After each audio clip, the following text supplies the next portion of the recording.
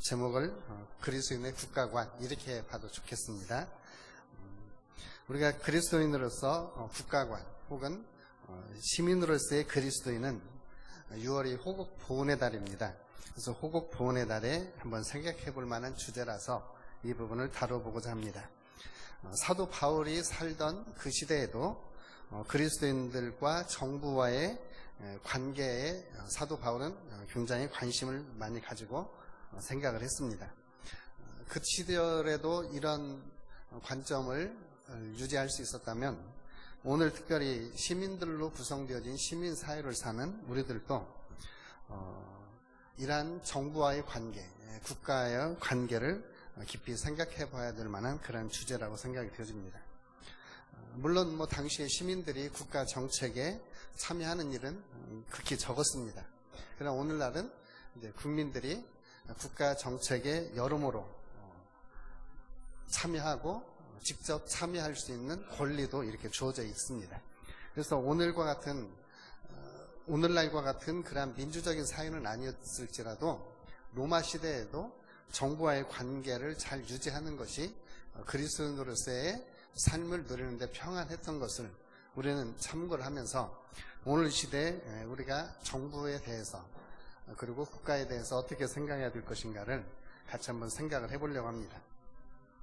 물론 국민들이 국가 정책을 결정하는데 국민들을 제외하고 몇몇 사람들에 의해서 국가 정책이 결정된다면 대부분 국민들은 빈곤 상태에 처하게 됩니다.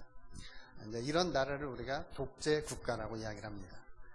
그리고 이러한 독재 국가에는 특별히 하나님의 정의가 강물처럼 흐르는 그런 성서적인 가치관, 성서적인 그 국가관, 아니면 성서적인 그러한 다스림이 없는 그러한 나라가 되는 것입니다. 그러나 일반적으로 민주주의 국가에서는 정치, 경제, 어떤 교육 이런 부분에 있어서 국민들이 직접 참여하고 그리고 그 참여를 통해서 더 좋은 사회, 더 성서적인 사회 그리고 모든 백성들이 함께 기뻐하고 함께 즐거워할 수 있는 사회를 이루어가는 것입니다. 이러한 관점에서 하나님은 정부를 세우셨다라고 하는 것입니다. 물론 쿠데타를 일으킨 악한 세력들이 자기의 정권을 정당화하기 위해서 로마서 13장 1절에 7절 말씀을 인용하는 것은 범죄 중에 극악한 범죄입니다. 그러나 우리가 하나님의 말씀으로 받는 입장에서 우리가 이 말씀을 받을 때는 하나님이 우리에게 주신 말씀으로 받는 겁니다. 아내들에게 권면하는 말씀은 아내들이 받아야지 부부싸움할 때 성서적인 부부싸움을 하기 위해서 아내에게 이렇게 하라고 요구하는 것은 남편이 인용할 말씀이 아니라고 그랬죠? 기억나시나요? 그렇듯이 우리 국민들이 로마서 13장 1절에서 7절 말씀을 가지고 정부를 섬기고 정부와 함께 공조 관계를 이루는 것은 중요합니다. 그러나 독재 정권이 이 말씀을 인용해서 국민들은 정권을 따르라 이렇게 말하는 것은 성서적으로 옳지 않다라는 거죠. 이런 정도의 분별력은 다 있는 것으로 간주를 하고 봅니다. 예수님 시대에도 이 정부와의 관계 속에서 굉장히 예수님도 곤혹을 치를 그러한 위험성에 빠진 때가 있습니다. 우리 마태복음 22장 한번 찾아보십시다. 마태복음 22장 15절에서부터 22절까지 말씀. 마태복음 22장 15절에서부터 22절까지 말씀은 바리새인들이 예수님을 올가매기 위해서, 예수님을 올가미 속에 갇히게 하기 위해서 헤롯 당원들과 함께 짜고 가서 예수님에게 하시는 이야기의 스토리가 15절에서부터 22절 사이에 있습니다. 먼저 예수님한테 가서 이렇게 이야기합니다. 예수님, 당신은 참 좋은 분입니다. 정말로 당신은 사람을 유물로 취하지 않고 하나님의 도를 가르치고 있습니다. 그리고 더 중요한 것은 예수님 당신은 아무것도 꺼리끼는 것이 없는 것을 우리가 압니다. 이렇게 하면서 이제 예수님한테 연막을 치는 거죠. 그러고 나서 함정이 있는 질문을 합니다. 그러면 당신 생각에 17절 가이사에게 세금이 바치는 것이 옳습니까? 옳지 않습니까? 예수님은 이들의 생각을 하셨습니다. 물론 저와 여러분들도 오늘 여기에서 예수님이 가지고 있는 이 지식의 말씀의 은사가 있으셔서 사람 속을 읽으면 좋겠지만 우리는 그 칭찬에 사람 속을 읽지 못하고 훌레덩 넘어가서 곤혹을 치르는 경우가 있습니다. 그래서 오늘 예수님의 이런 지혜의 말씀, 지식의 말씀도 좀 같이 배우셨으면 좋겠다 하는 생각입니다. 왜냐하면 사람들은 되게 앞에서 나불나불 하면서 알랑방구 끄다가 뒤에서 자기가 단물 싹 빼먹으면 철저하게 등 돌리고 배신하는 게 여기 나오는 바리새인들의 일이기 때문에 그렇습니다. 이런 바리새인들과 같은 사람들은 지금도 있습니다. 그래서 예수님이 이렇게 대답해도 걸리고 저렇게 대답해도 걸려요. 가이사에게 세금을 바치라고 하면은 일반 민중들이 예수님에 대해서 대적할 것이고, 가이사에게 세금을 내지 말라고 하면 로마 군인들이 예수님을 가만히 두지 않겠죠. 어떤 질문에 대답을 해도 예수님은 걸릴 수밖에 없는 그 질문에 그 질문을 받았고 그 상황에 놓여져 있습니다. 근데 예수님께서 그들의 속 중심을 아시고 말씀을 하십니다. 한번 세금 낼 돈을 나한테 보여봐라. 그러니까 이 사람들이 세금 낼 돈을 보이는데 만약에 성전세를 낼 수 있는 은전을 가지고 왔다면 그걸 가지고 하나님께 드리라 이렇게 했을 거예요. 근데 여기 있는 사람들이 가지고 온 돈은 로마의 세금을 내는 로마 동전이었습니다. 그러니까 예수님께서 이 글과 형상이 누구의 것이냐? 그것이 로마 사람의 것이면 로마 사람에게 그 세금을 내고, 하나님의 성전에서 통용되는 은전을 가지고 왔으면 하나님의 것은 하나님께 드려라 라고 예수님이 이야기를 하십니다. 예수님은 그들의 질문에 아주 정확한 대답을 하십니다. 우리도 하나님에 대한 의무도 있고 또한 우리는 정부에 대한 의무도 있습니다. 하나님에 대한 의무와 정부에 대한 의무가 예수님의 말씀처럼 가이사의 것은 가이사에게, 하나님의 것은 하나님께 드리기 때문에 전혀 충돌되지 않는 것입니다. 우리나라의 최초의 국민연금이 들어왔을 때 이 부분에서 목사님들이 많이 걸려 넘어졌습니다. 우리가 국가에 연금을 대고 국가로부터 연금 받는 것이 과연 성서적이냐. 그래서 고집스러운 어른들은 그때 연금을 안 들고 하나님이 다 채워주시지 하셨던 분들은 연금을 안 들고, 그래도 또 국가에 내야 될 거니까 내보고 손해보면 많은 것이고 하고 내셨던 분들은 연금을 많이 받아 지금 후회하고 있고, 그때 연금 안 내신 분들은 지금 좀 고생하고 계시고 그렇습니다. 그러니까 우리가 뭐 법이 시대에 따라서 좀 어떻게 새로운 법이라든지 또 우리가 국가와 지금 현재 우리의 이익과 충돌나는 이러한 일들이 있을 수가 있습니다. 그러한 때에 우리 그리스도인들은 어떻게 살아야 될 것인가? 성서적인 원리를 보면서 예수님의 말씀처럼 가이사의 것은 가이사에게 내고 하나님의 것은 하나님께 드리는 것이 옳다고 생각이 듭니다. 이러한 부분에서 오늘날 목회자의 세금 문제가 여기에 걸리는데, 목회자의 세금 문제는 두 가지 의견이 팽팽합니다. 이미 성도들이 낸 세금, 그 세금 낸 돈을 교회에 연보를 하였고 그 연보로 목회자가 생활비를 받는 것이기 때문에 이미 세금을 걷어간 돈이니까 세금을 안 내도 된다, 이렇게 주장하는 측도 있고, 우리가 받는 거 그냥 세금 내면 되지, 저는 세금 이렇게 내는 쪽을 저는 찬성을 합니다. 세금 낼 거 내고 정부가 그 일반적인 생활 수준에 미치지 못하는 목회자들에 대해서는 또한 일반 국민들에게 대하는 것처럼 복잡한 게 많이 있더라고요. 저는 잘 모르겠는데 차상위 계층이 있고 먼 계층이 있고 먼 계층이 있고 그런 게 있던데, 차상위 계층이든지 아니면은 생활 보호 대상이든지 지정을 해서 목회자도 사람처럼 살게 해줘라. 왜냐하면 많은 우리나라 교회들의 80%가 재정 자립이 안 됩니다. 거의 대부분 목회자들이 목회를 하면서 또 직장을 가지고 있습니다. 그런데 그 직업장도 정규적인 직장에는 들어갈 수가 없습니다. 그래서 거의 알바 수준에 하면서 힘드는 삶을 살고 있는데, 몇몇 한 상위 1%도 안 되는 교회의 목회자들이 역대 연봉을 받는데, 그런 사람들에게서 세금 걷어서 많은 한 80% 다 채워줬으면 좋긴 하겠습니다. 근데 이제 국가에서도 몇몇 사람들을 보고 세금 제도를 아마 시행을 한 것 같기도 합니다.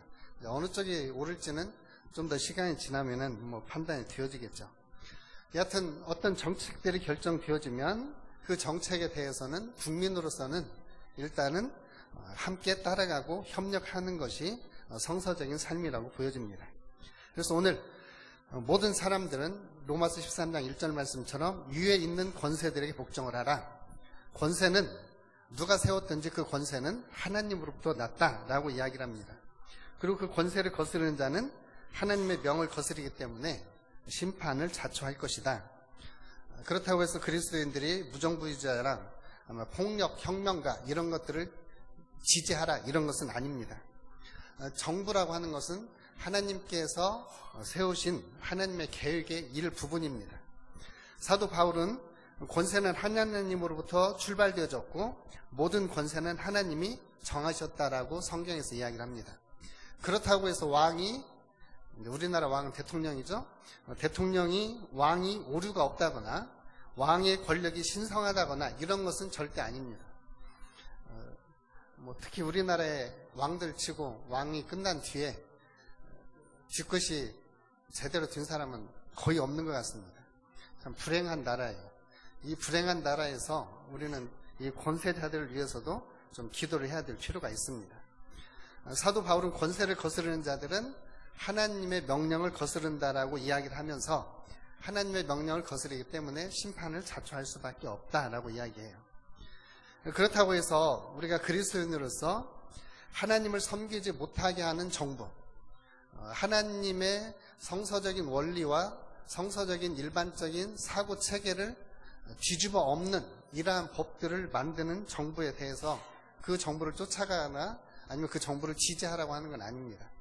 이러한 관점에서 보면 우리나라에서 만들어지는 동성애 지지하는 법이라든지 아니면은 차별금지법, 당연히 소수자는 보호해야 됨에도 불구하고 극소수의 소수자들을 위한 법 때문에 대다수의 국민들이 역차별을 당하는 악한 것들이죠. 이런 것은 악한 법들이라고 보여집니다.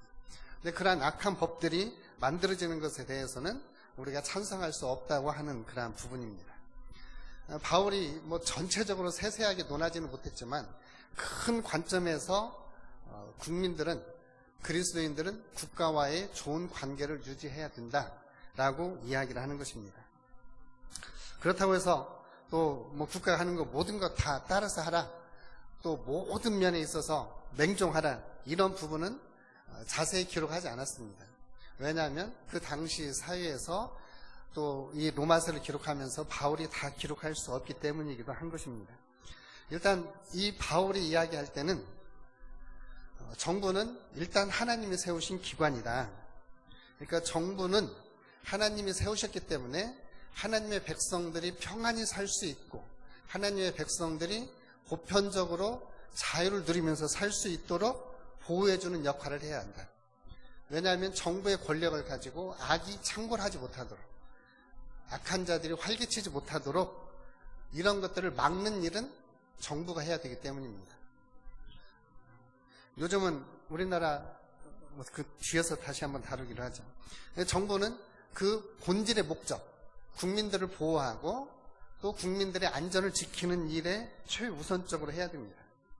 이것이 정부가 해야 될 일이고 국민들은 정부가 하는 일에 협조해서 선한 목적을 함께 이루어가는 일을 해야 됩니다.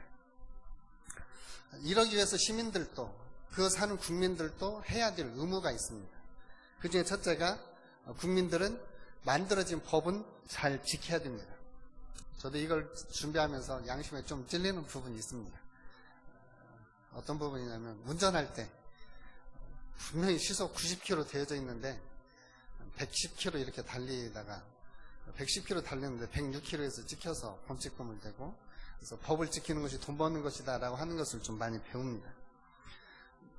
근데 우리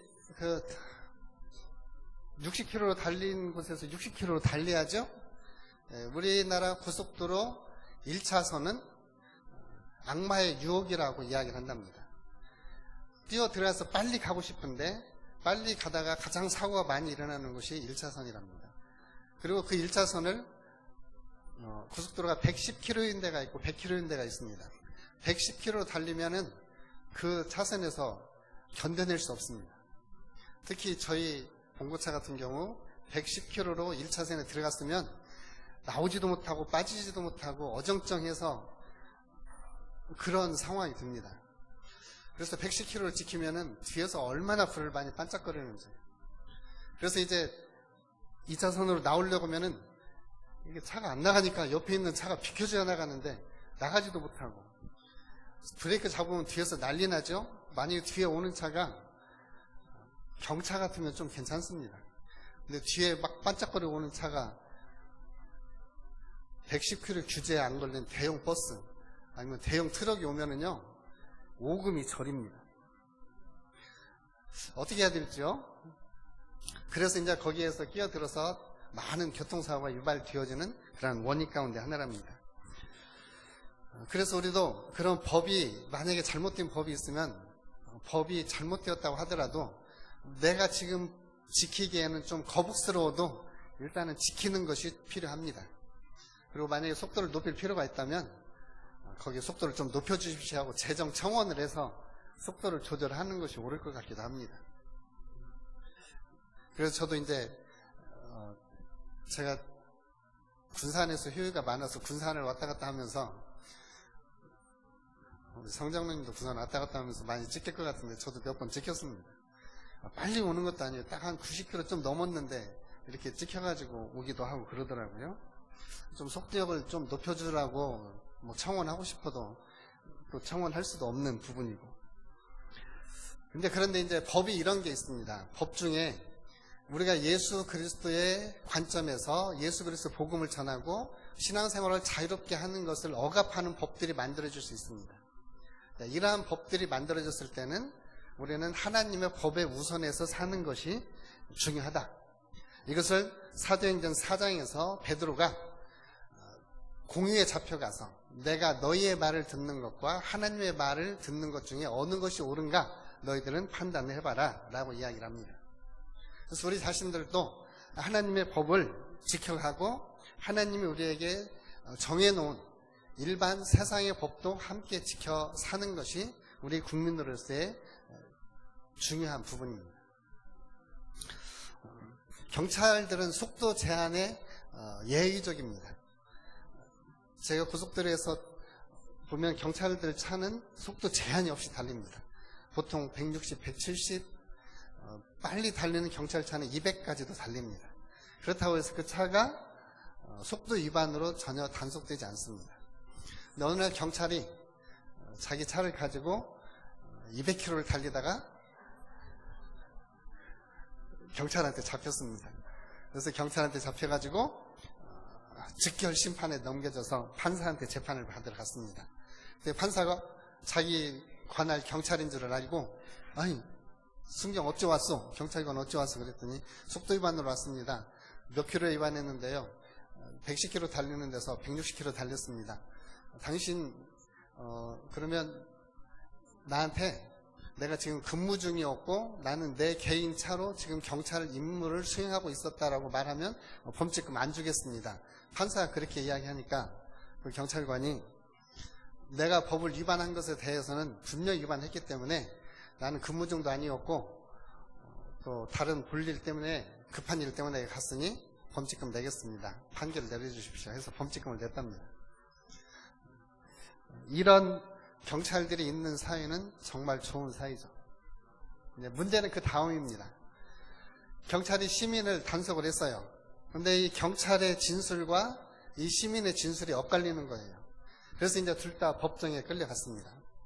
그때 그 경찰을 재판했던 판사가 둘의 엇갈리는 진술을 들어보고 나서 판결을 내립니다.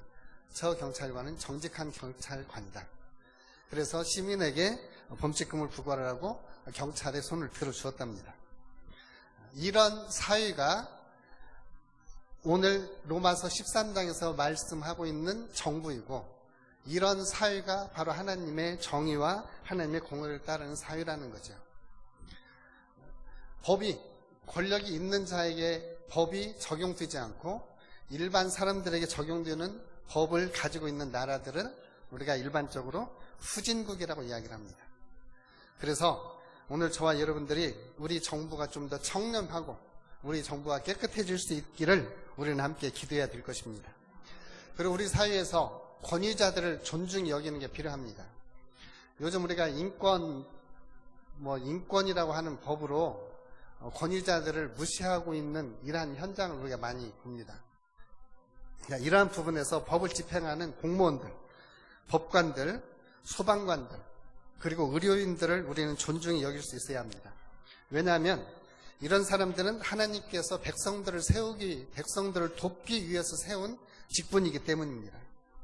공무원들은 자기 백성들의 생명을 보호하고 지키기 위해서 자기의 생명을 내던지기도 합니다. 이런 사람들을 우리가 순직이라고 말을 하죠. 그래서 우리는 그런 권위들을 존중히 여겨줘야 됩니다. 저도 시내 돌아다니 보면은 술 취해가지고 길거리에 넘어져 있는 사람들 종종 봅니다. 그 사람들을 구조하러 오는 사람은 두 부류더라고요. 먼저 페트롤카가 오고 그 다음에 소방차가 와서 119 구급차가 옵니다. 이제 두 부류의 이 공무원들이 그 사람을 이렇게 좀 어떻게 해서 병원으로 데려다 주거나 하면 집으로 데려다 주려고 잘 도보려고 하는데, 이게 그냥 술에 취해가지고 공무원들을 막 경찰을 때리기도 하고 그 소방관들을 막 때리기도 하고, 우리 전주에서 일어난 사건이었던가요? 그 여자 소방관이 그 음주자에게 맞아가지고 맞아서 죽은 경우도 있었죠. 이런 사람들은 정말 우리가 존중히 여겨져야 되는데, 이런 것들을 무시하는 사람들은 그 무시하는 것에 대한 합당한 그러한 벌을 받아야 될 수도 있습니다. 그래서 우리는 악한 사람들은 정부의 심판에 맡기고, 우리들이 할 수 있는 것은 존중히 여길 수 있는 자들을 존중히 여겨주라는 겁니다. 존중히 여겨주면. 지금은 별로 그런 일이 없지만, 저도 한 15년 전에, 한 20년 전에 제가 시골에서 운전을 하다가 서울에 처음으로 차를 가지고 갔습니다.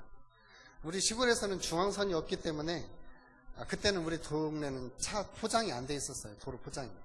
그러니까 아무 데서나 차 돌려도 됩니다. 그래서 서울에 가서 차를 돌렸습니다. 그랬더니 경찰을 잡더라고요. 그래서 왜 잡느냐고 그랬더니 무단으로 이렇게 차를 돌렸다고 그래서, 뭘 무단으로 돌려? 우리 동네는 차선이 없어서 아무 데나 돌린다. 그랬더니 어디서 왔냐? 그래서 나 전라북도 순창에서 왔다.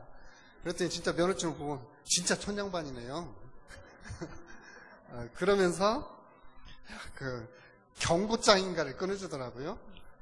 그래서 제가 중앙선을 이렇게 유턴하면 안 되는 것을 그때 처음으로 배웠습니다. 면허 시험은 물론 저도 90점 넘게 합격했어요.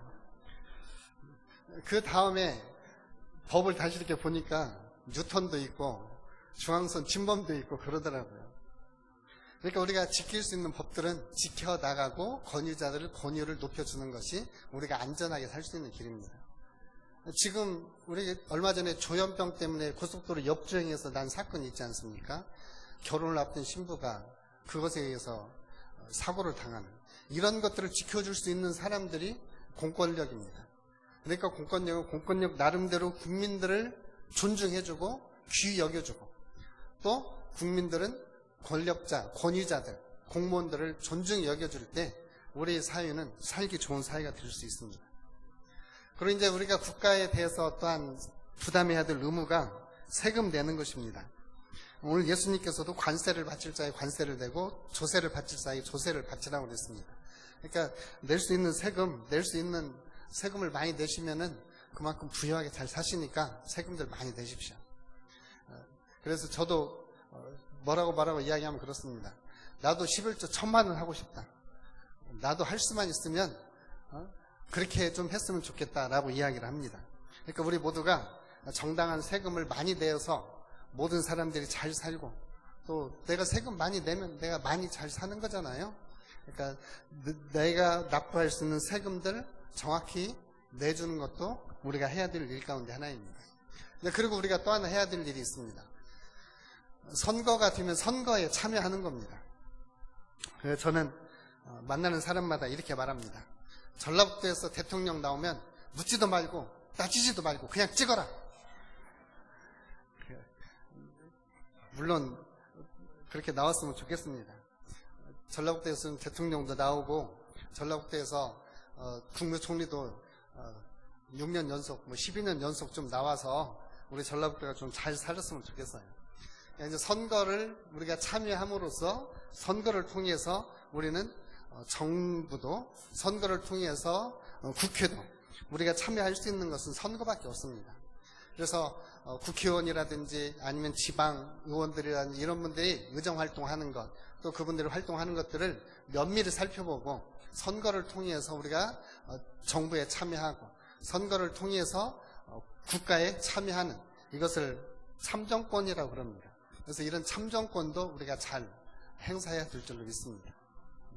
그냥 아무나 찍어 이런 것은 이제 옛날 말이고요. 묻지도 말고 따지지도 말고 옛날에는 노란색 찍었는데 요새는 뭐 파란색도 막 찍고 그러더라고요.